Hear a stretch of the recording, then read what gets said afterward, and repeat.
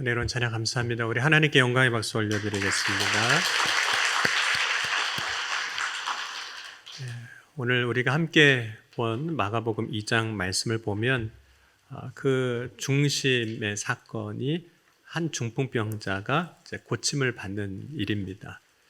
근데 이 말씀이 있기 전에 마가복음 1장에서 예수님께서 나병 환자를 고쳐주셨는데, 그때 나병 환자를 고쳐주시는 것은 그 육신의 질병인 나병만 고쳐주시는 것으로 끝나지 아니하고, 그가 그동안 나병에 걸렸을 때 받게 되었던 그 마음의 상처까지도 고쳐주시고, 또한 나병 환자들에 대하여 사람들이 갖고 있었던 그 잘못된 생각, 그 인식까지도 고쳐주셨습니다. 특별히 사람들은 예수님이 나병 환자와 접촉했음에도 불구하고, 나병 환자의 몸에 손을 대셨음에도 불구하고 그것과 상관없이 예수님 앞으로 다시 나오게 됩니다.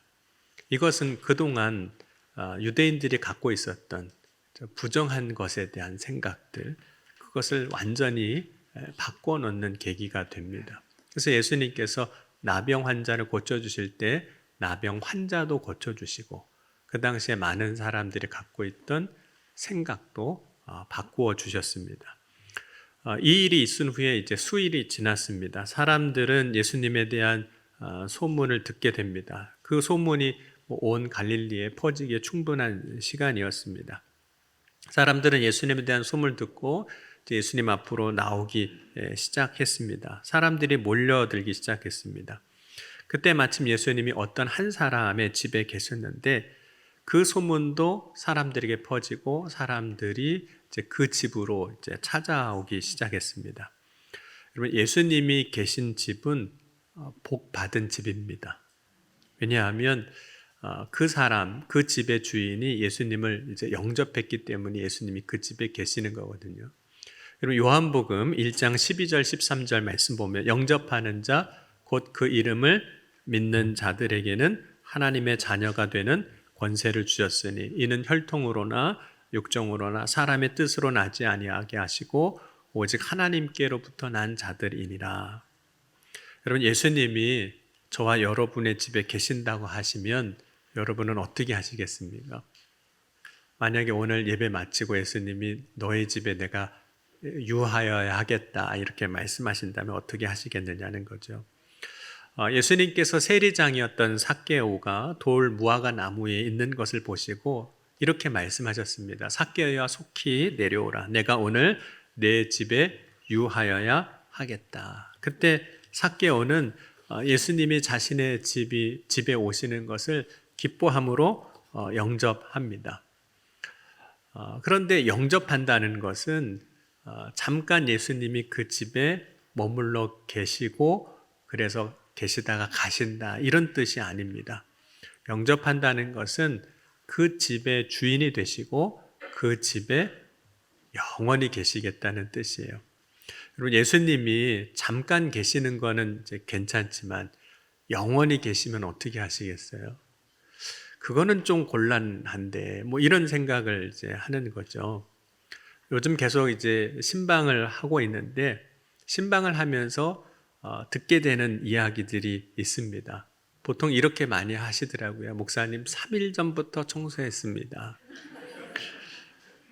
신방을 하면 사실 이제 잠깐 들르는 거거든요. 짧게는 한 30분, 1시간, 혹 다른 이야기가 혹 있어서 좀 길어지는 경우들이 있지만, 그래봐야 몇 시간이 되는 게 아니지 않습니까? 1시간 내외에서 다 마무리가 되는데, 근데 담임 목사가 신방 와서 신방 마치고, 권사님 제가 오늘 좀 계속 있어야 될 것 같은데 하면 그분이 얼마나 당황스러우시겠어요.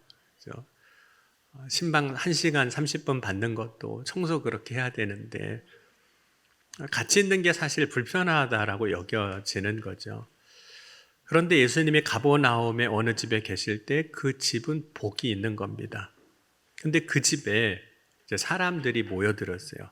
문 앞까지 모여들었고 나중에는 그 집 안까지 들어오게 됩니다. 그래서 그 집 안에도 들어설 자리가 없는 상황이 됐어요. 그때 예수님께서 그 집에 모인 사람들에게 말씀을 가르쳐 주셨습니다. 이 집주인은 이제 자기 집을 예수님에게만 내어드린 게 아니라 예수님을 만나려고 온 사람들, 거기에 뭐 별의별 사람들이 다 있을 텐데 또 예수님의 말씀을 들으려고 온 사람들에게까지도 자기의 집을 이제 내어준 겁니다.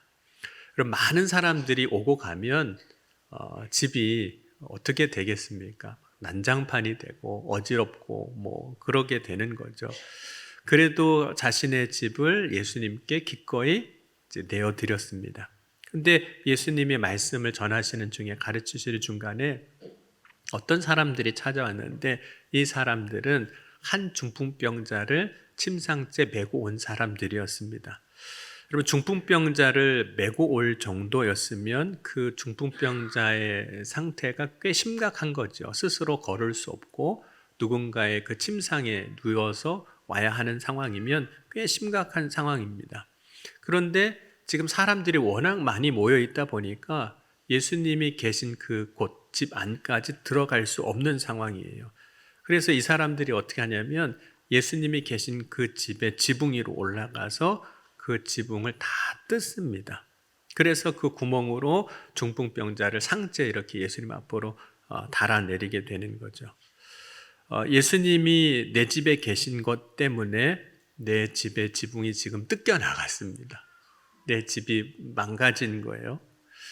여러분, 지붕이 뜯겨 나간 이 주인의 심정은 어떨까요? 안 그래도 지금 사람들이 너무 많이 와서 집이 어수선해지고 난장판이 된 상황인데 지붕까지 지금 뜯겼어요. 물론 이 당시의 집은 나무로 기둥을 엮고 그 위에 잎을 이제 해서 지붕을 만든 집입니다. 기후적인 특성 때문에 그래요. 그래서 비교적 이제 쉽게 뜯어낼 수 있기는 합니다. 그런데 자기의 집의 지붕이 뜯겨 나가는 걸 상상해 보십시오. 그 집안에 있는 사람들의 상황을 상상해 보세요. 갑자기 지붕이 뜯기면서 위에서부터 뭐가 떨어지기 시작하고 하늘이 보이기 시작하고 굉장히 이 상황이 소란스럽고 혼란스러운 상황이었을 겁니다. 이때 사람들은 아마 그 일을 하고 있는 사람들에게 집중을 했을 겁니다. 도대체 저 사람들이 뭐 하는 사람이길래 남의 집 지붕에 올라가서 지붕까지 뜯고 저렇게 사람을 내리나. 그 중풍병자를 보는 거죠. 물론 예수님도 그때 그런 일을 행하는 사람들을 보셨습니다. 그러나 다른 사람들이 보는 것과 달리 예수님이 그 일을 지붕을 뜯고 중풍병자를 내리는 사람들을 보실 때 다른 사람들과 달리 보신 것이 있었는데 그것이 믿음입니다. 오늘 4절 5절 한번 같이 읽어보겠습니다. 무리들 때문에 예수께 데려갈 수 없었으므로 그 계신 곳에 짐을 뜯어 구멍을 내고 중풍병자가 누운 상을 달아내리니 예수께서 그들의 믿음을 보시고 자에게 이르시되 작은 자야 내 죄 사함을 받았느니라 하시니, 예수님께서 이 소란스러운 상황에서도 보시는 것은 오직 그 일을 행하고 있는 사람들의 믿음을 보시고 계셨던 거예요. 여러분, 오늘 우리가 주님 앞에 나와서 예배할 때 주님이 정말 보시는 건 무엇일까요? 어떻게 입고 왔나? 화장은 잘 됐나? 머리 세팅은 잘 됐나? 뭐 이런 거 보시지는 않으실 거예요. 오늘 이 시간 우리가 예배 드릴 때 우리의 믿음을 보시는 겁니다. 그런데 예수님께서 이제 믿음을 보셨는데 그 믿음을 보실 때 뭐라고 말씀하고 계시냐면 그들의 믿음이라고 말씀을 하고 계세요. 여기서 그들이라고 하면 적어도 중풍병자를 메고 온 네 사람과 그 중풍병자를 포함한 사람이라고 생각할 수 있습니다. 특별히 중풍병자를 침상째 메고 왔던 그 사람들은 예수님 앞으로 나올 때 그 수고, 어떤 수고도 아까워하지 않는 그 한 사람을 위해서 어떤 수고도 아까워하지 않는 그 믿음을 보신 거죠. 예수님이 말씀하실 때 그들은 중풍병자를 메고 온 사람들의 그 믿음을 보신 거예요. 하지만 예수님은 중풍병자를 메고 온 사람들의 믿음을 보셨는데 오늘 역사를 보면 중풍병자가 나음을 받습니다. 물론 중풍병자도 그런 믿음을 갖고 왔겠죠. 그러면 나의 믿음이 나를 구원하는 것으로 끝나지 아니하고 다른 사람을 구원하는 통로가 될 수도 있습니다. 여러분, 오늘 이 아침에 저와 여러분의 믿음이 나를 구원할 뿐만 아니라 내 가정을, 내 자녀들을, 또 내 이웃을 구원할 수 있는 그런 믿음의 통로로 여러분의 믿음이 사용될 수 있기를 주의 이름으로 간절히 축원합니다. 그런 믿음을 가지고 살아가는 삶이 복 있는 삶을 사는 겁니다. 근데 예수님이 이제 중풍병자를 고치시는데 그때 그 주변에 예수님이 계신 집에 모여든 사람들 중에는 어떤 사람들도 있었냐면 서기관들도 있었습니다. 서기관들이 이 집에 모여든 이유는 다른 사람들이 모여든 것처럼 예수님에 대한 소문을 들었기 때문에 도대체 예수님이 어떤 분이신가 궁금해서 왔겠죠. 그런데 본래 서기관들이라는 사람은 율법을 이제 필사하거나 성경을 이렇게 다시 옮겨 적는 거죠. 필사하거나 그 율법을 연구하고 가르치는 사람들을 이야기합니다. 그래서 때로는 서기관이라고도 불리지만 율법을 가르치는 율법학자라고도 불리는 경우가 있습니다. 그래서 율법교사라고도 이야기해요. 그렇기 때문에 이들은 어떤 일을 하든지 간에 늘 하는 게 율법을 필사하고 연구하고 가르치는 일이기 때문에 어떤 일을 하든지 간에 그들의 판단 기준은 그들이 필사하고 연구하고 가르쳤던 그 율법이 그들의 판단 기준이었습니다. 그렇기 때문에 서기관들이 예수님 앞에서 예수님이 행하시는 그 모습들을 보면서 또 예수님이 말씀하시는 그 말씀을 들으면서 자신이 알고 있고 또 가르쳤고 연구했던 그 율법으로 예수님을 이제 판단하기 시작합니다.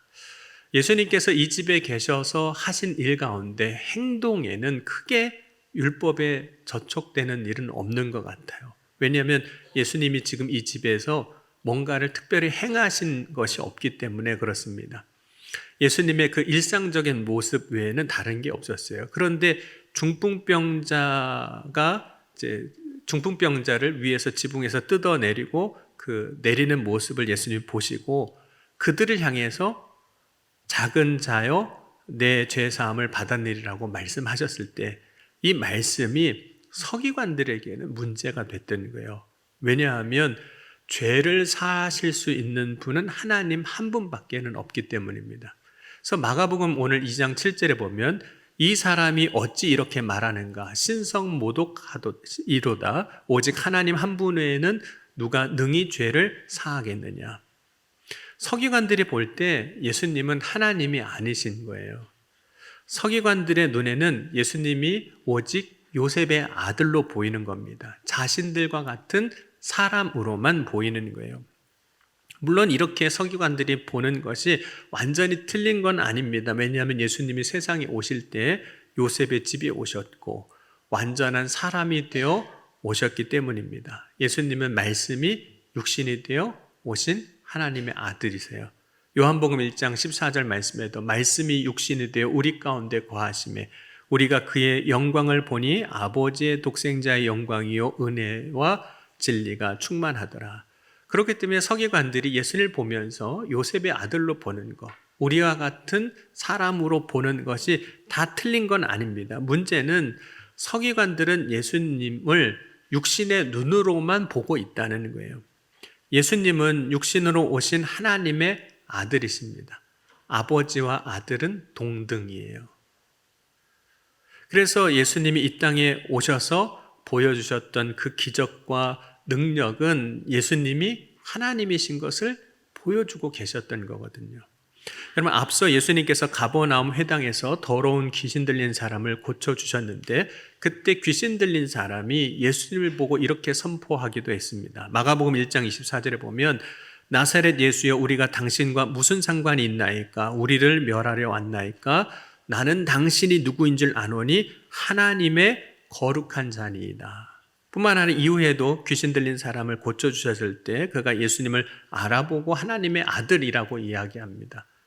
3장 11절에 더러운 귀신들도 어느 때든지 예수를 보며 그 앞에 엎드려 부르짖어 이르되 당신은 하나님의 아들이니이다 하니. 귀신 들린 사람이 예수님을 알아보는 이유는 예수님을 하나님의 아들, 곧 하나님으로 아는 것은 그들에게도 영적인 지혜가 있기 때문에 그래요. 영적인 존재이기 때문에. 영적인 것은 영적인 것으로 분별하기 때문에 그렇습니다. 그러나 서기관이 볼 때 영적인 눈으로 예수님을 보지 못했던 거예요. 그래서 오직 육신의 눈으로만 예수님을 바라보니 예수님은 사람이면서 하나님만 하실 수 있는 죄 사함을 선포하셨던 거예요. 그러니 그들은 예수님을 향해서 이렇게 이야기를 한 겁니다. 신성 모독하는도다. 6절과 7절입니다. 어떤 서기관들이 거기 앉아서 마음에 생각하기를 이 사람이 어찌 이렇게 말하는가? 신성 모독하는도다. 모독이로다. 오직 하나님 한 분 외에는 누가 능히 죄를 사하겠느냐? 근데 서기관들은 실제로 이 말을 입으로 밖으로 내놓아 하지는 않았습니다. 왜냐하면 지금 상황을 보면 예수님을 따르는 사람들이 많았어요. 이곳에서 자신의 말을 잘못 꺼냈다가는 자신이 어려움에 처할 수 있다고 판단을 했을 겁니다. 그래서 서기관들은 마음속으로 자신의 생각을 이야기하고 있었던 거예요. 그런데 예수님은 서기관들이 마음속으로 예수님을 판단하고 비난하는 것에 대해서 이미 알고 계셨던 거예요. 그리고 서기관들에게 예수님이 그들의 마음의 생각을 아신다고 오늘 8절에 이렇게 말씀한 겁니다. 8절 한번 같이 읽겠습니다. 그들이 속으로 이렇게 생각하는 줄을 예수께서 곧 중심에 아시고 이르시되 어찌하여 이것을 마음에 생각하느냐. 그러니까 예수님은 사람의 마음과 그 생각을 능히 아시는 분이세요. 그러니까 저와 여러분도 오늘 다 아시는 거거든요. 여러분 고린도전서 2장 10절 말씀에도 오직 하나님이 성령으로 이것을 우리에게 보이셨으니 성령은 모든 것 곧 하나님의 깊은 것까지도 통달하시느니라. 또 데살로니가전서 2장 4절에 오직 하나님께 옳게 여기심을 입어 복음을 위탁받았으니 우리가 이와 같이 말함은 사람을 기쁘게 하려 함이 아니요 오직 우리의 마음을 감찰하시는 하나님을 기쁘시게 하려 함이라. 우리의 마음을 감찰하시는 하나님 이렇게 고백을 합니다. 그러니까 하나님은 우리의 깊은 것까지도 통달하시고 다 감찰하시는 분이에요. 그래서 우리가 마음으로 생각한 것까지도 다 아시는 하나님이십니다. 그렇기에 하나님과 동등되시고 하나님의 아들이신 예수님 앞에 우리가 숨길 수 있는 것은 아무것도 없습니다. 그렇다면 우리는 어떤 의도와 상관없이 주님 앞에 서는 순간 나의 모든 것이 주님 앞에 다 드러나는 것을 경험하게 됩니다. 그것이 우리의 믿음이든 아니면 남에게 보이고 싶지 않은 서기관들이 마음속에서 말했던 그런 것까지도 주님은 다 보시는 거죠. 우리는 어떤 것이든 주님 앞에 감출 수가 없습니다. 만약 나를 주님이 보실 때 믿음으로 인정해 주실 만한 믿음이 있다면 그건 괜찮겠죠. 그러나 나에게 믿음이 없을 때, 때로는 예수님이 찾으시는 겨자씨만한 믿음이 없을 때, 그것조차도 없을 때 참 부끄러운 거죠. 근데 여러분 믿음은 둘째하고 나의 마음속에 있는 것들이 주님 앞에 책망받을 수밖에 없는 것들로 가득하다면 우리는 어떻게 해야 하는 걸까요? 오늘 이제 믿음으로 주님 앞에 선 사람들에게 임하는 두 가지 은혜가 있습니다. 첫 번째 은혜는 이 중풍병 환자가 고침을 받는 거예요. 질병이 낫는 은혜를 경험합니다. 그리고 이 사람이 죄 사함을 받는 은혜도 경험합니다. 그러니까 예수를 믿고 나의 삶의 문제가 구원받는 은혜도 경험하고 죄 사함 받는 은혜도 경험한 거죠. 그런데 서기관들에게는 이런 은혜가 임하지를 않습니다. 같은 자리에 있었어요. 그리고 같은 말씀을 들은 사람들이지만 어떤 사람은 자신의 문제가 해결되는 구원의 은혜를 경험하고 죄사함을 받는 구원의 은혜도 경험하고 하지만 어떤 사람은 아무것도 얻지 못하고 그냥 돌아가더라는 거예요. 그 차이는 이 차이입니다. 믿음을 가졌느냐 아니냐. 또 하나의 차이는 자신의 생각으로 판단하는 마음을 가졌느냐 아니냐 하는 겁니다. 그러니까 둘 중에 하나는 갖게 되어 있거든요. 믿음을 갖든 자신의 생각으로 판단하는 마음을 갖든 둘 중에 하나는 우리가 갖게 되는 겁니다. 그럼 우리는 생각이라는 것을 잘 해야 되는데 서기관들의 마음속에 일어난 생각은 결과적으로 이 판단하는 마음은 예수님을 믿을 수 없게 만들었어요. 믿음을 가지지 못하게 하는 생각이 오늘 나에게도 일어날 수 있다는 거예요. 그러면 여러분 믿음을 가지지 못하게 하는 생각이 오늘 나에게 일어난다면 어떻게 해야 할까요? 그럼 마음속에 일어나는 생각을 버리는 것 혹은 그 생각을 고치는 것을 해야 하는데 막상 우리가 마음속에 일어나는 생각을 혹은 판단하는 그 생각을 버리고 고치는 것이 해보면 쉽지 않다는 거예요. 왜냐하면 우리의 마음속에서 일어나는 생각들은 거의 자동적으로 반응하여 나오는 것들입니다. 어떤 것에 대해서 좋은 것이든 싫은 것이든 이성적으로 여러분이 판단하고 재보고 해서가 아니라 거의 자동적으로 나와요. 자동적으로 일어나는 거예요. 우리의 생각이 거의 자동적으로 그렇게 반응을 합니다.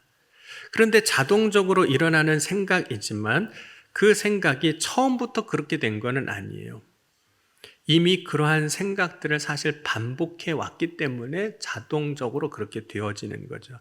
그러니까 서기관들이 왜 예수님의 말씀을 들으면서 이런 생각들을 하게 되냐면 여러분 서기관은 자기의 직업의 특성상 누군가를 가르치고 판단하는 일들을 늘 해왔습니다. 율법을 가지고 판단하고 가르치는 거. 그러다 보니까 예수님의 말씀을 듣고 말씀 앞에서도 이전에 자신이 해왔던 방식으로 그대로 반응하고 있는 거예요. 그래서 어쩌면 이러한 방식으로 생각하고 있다는 것조차도 이 서기관들은 알지 못하고 있는 거예요. 내가 이렇게 하고 있다는 것조차도 인식하지 못하고 있는 거죠. 그런데 그때 예수님께서 서기관들의 그 생각에 대해서 말씀을 해주시는 거예요. 너희가 이렇게 지금 생각하고 있다라고 말씀을 해주시는 겁니다. 그리고 예수님이 서기관들에게 그렇게 말씀을 해주시는 이유는 그들을 고치시려고 하시는 거예요. 그럼 마태복음 13장 15절 말씀 보면 이 백성들의 마음이 완악하여져서 그 귀는 듣기에 둔하고 눈은 감았으니 이는 눈으로 보고 귀로 듣고 마음으로 깨달아 돌이켜 내게 고침을 받을까 두려워함이라 하였느니라. 주님은 고쳐주시길 원하시거든요.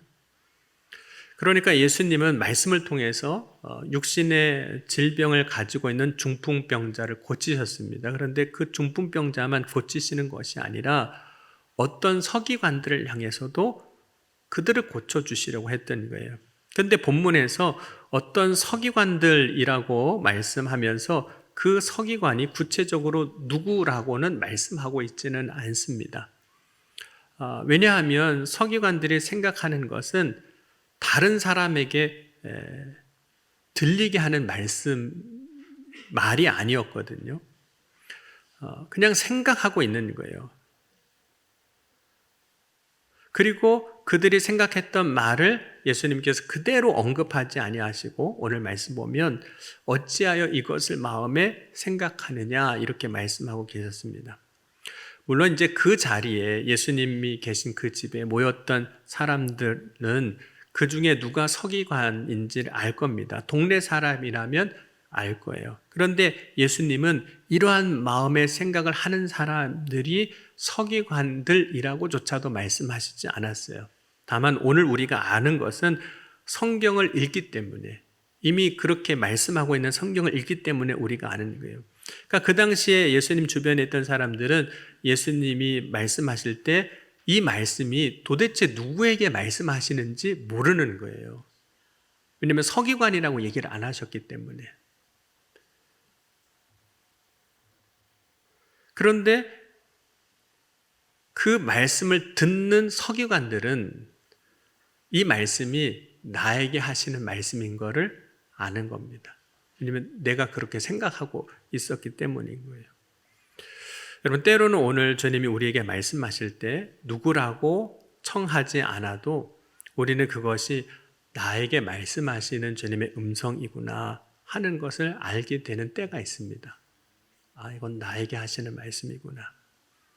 그런데 바로 그때가 하나님께서 우리를 위하여 예비해 두신 은혜의 때입니다. 내 마음의 생각이 고침을 받을 수 있는 은혜의 때인 거예요. 여러분, 예수님께서 이제 공생애를 시작하시면서 많은 사역을 하셨는데 그 사역 가운데 병자들을 참 많이 고쳐주셨습니다. 그런데 그 사역 가운데 병자를 고쳐주시는 것은 육신의 질병만 고쳐주시는 것이 아니라 우리의 마음의 생각이 잘못되었을 때 그것까지도 고쳐주시는 은혜였습니다. 왜냐하면 우리의 육신만 고침을 받으면 그 순간 회복될 수 있지만 우리의 생각이 고쳐지지 않으면, 새로워지지 않으면 우리는 다시 그 육신의 질병이 걸렸던 자리로 돌아갑니다. 다시 또 돌아가요. 그러기에 온전히 치유받기 위해서는 우리의 육신의 문제도 고쳐주시지만 우리의 마음의 생각까지도 고쳐주시는 겁니다. 우리는 우리 자신을 누군가에게 보여주려고 하지 않습니다. 특별히 부끄러운 부분이면 더 그런 거죠. 창피하다고 생각하기 때문에 그렇습니다. 그러다 보니까 하는 일이 감추는 일을 하게 돼요. 우리가 감추는 일을 잘 하게 됩니다. 그런데 감추는 것이 회복이 아니라 드러내놓는 것이 회복이에요. 주님 앞에 드러내놓을 때, 주님 앞에 드러날 때 나를 회복시켜 주시는 주님의 은혜의 때임을 믿고 부끄럽더라도 주님 앞으로 나아가는 저와 여러분이 될 수 있기를 주의 이름으로 간절히 축원합니다. 그리고 우리가 주님 앞에 나아가면 주님은 책망하거나 비난하기보다는 주님 앞에 나온 자마다 은혜를 주시는 하나님이세요. 그리고 고쳐주시는 하나님이십니다. 그런데 그렇게 역사해 주실 것을 믿는 믿음을 가져야 돼요. 그렇지 않으면 나아갈 수가 없는 겁니다. 오늘 이 시간 우리를 고쳐주실 것을 믿고 주님 앞에 나아가는 저와 여러분이 될 수 있기를 주의 이름으로 간절히 축원합니다. 고쳐주실 것을 믿고 주님 앞에 나아가면 우리의 육신도 고쳐주시고 우리의 마음의 생각도 고쳐주셔서 우리의 몸이, 삶이, 우리의 영혼이 온전히 회복되게 하여 주실 줄 믿습니다. 오늘 그렇게 역사하실 주님을 기대함으로 그 믿음으로 승리하는 청량리교회 온 성도가 되어질 수 있기를 주의 이름으로 간절히 축원합니다. 오늘 주신 말씀 붙잡고 우리 함께 기도하겠습니다. 주님, 오늘 이 시간 주님께서 우리를 고쳐주실 것을 믿습니다. 오늘 주님 앞에 섰습니다. 우리의 육신을 고쳐주실 것을 믿습니다. 오늘 내가 주님 앞에 섰습니다. 오늘 우리의 마음의 생각을, 잘못됐던 우리의 마음의 생각도 고쳐주셔서 온전하게 하시고 회복하게 하시고 그리하여 주님이 역사하시는 놀라운 구원의 은혜의 자리에 서게 하여 주신 줄 믿습니다. 오늘 그렇게 역사하실 주님을 기대하며 소망하며 나아가는 모든 성도들 위해 살아 역사하신 하나님의 능력이 임하게 하여 주옵소서. 이 시간 함께 기도하시겠습니다. 지금도 살아계시고 역사하신 하나님, 오늘 이 시간 우리를 고쳐주실 줄 믿습니다. 우리의 질병도 고쳐주시고 그래 우리의 육신의 문제 가운데서도 구원하시고 우리의 마음의 생각도 고쳐주셔서 온전히 주님 앞에 거룩하게 주님의 뜻 안에서 세워지는 믿음의 삶이 되게 하여 주실 줄 믿습니다. 오직 이 아침 주님을 바라고 소망하며 믿음으로 나아가는 이들 가운데 역사하여 주옵소서. 오늘 이 아침에 주님 앞에 믿음을 가지고 나아가는 이들 가운데 일하여 주옵소서. 주의 놀란 은혜가 선포되게 하여 주옵소서. 주의 살아계심의 능력이 선포되게 하여 주옵소서. 사랑의 주님 감사합니다. 오늘 이 아침에도 주님 앞에 나아갑니다. 오늘 이 아침에 주님 우리를 고쳐 주옵소서. 우리의 육신도 고치시고 우리의 마음의 생각도 고치셔서 온전하게 하시고 회복하게 하시고 다시 일어서게 하여 주시옵소서. 새롭게 일하시고 역사하실 주님을 기대하며 예수님의 이름으로 간절히 기도하옵나이다. 아멘.